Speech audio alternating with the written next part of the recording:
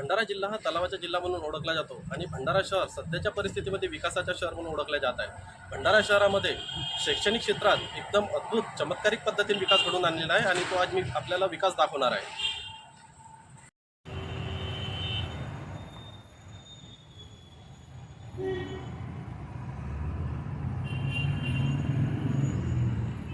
ही आहे भंडारा शहरातील डिजिटल अंगणवाडी।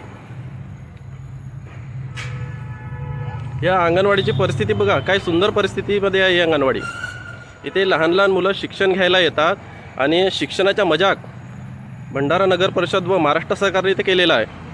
या अंगणवाडीची परिस्थिती बघा,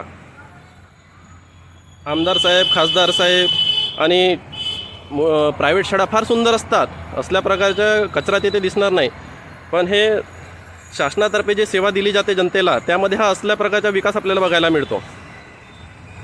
डॉक्टर बाबासाहेब आंबेडकरांनी म्हटलं होतं, शिका, संघटित व्हा आणि संघर्ष करा, पण हे इथं उलट्या दिशेने महाराष्ट्र चाललेला आहे।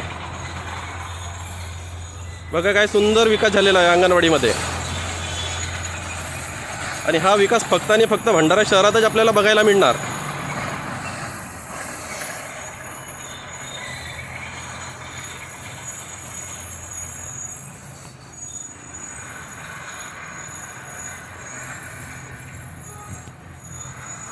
इथले स्थायी आमदार माननीय नरेंद्र भोंडेकर इथे भंडारा शहरातले असून सुद्धा इथे परिस्थिती अशीच आहे, परिस्थिती काही सुधारलेली नाही।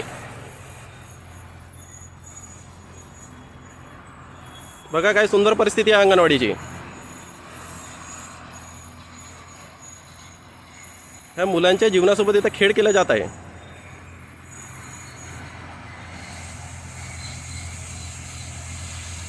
आणि नाव बघा फार सुंदर आहे, डिजिटल अंगणवाडी।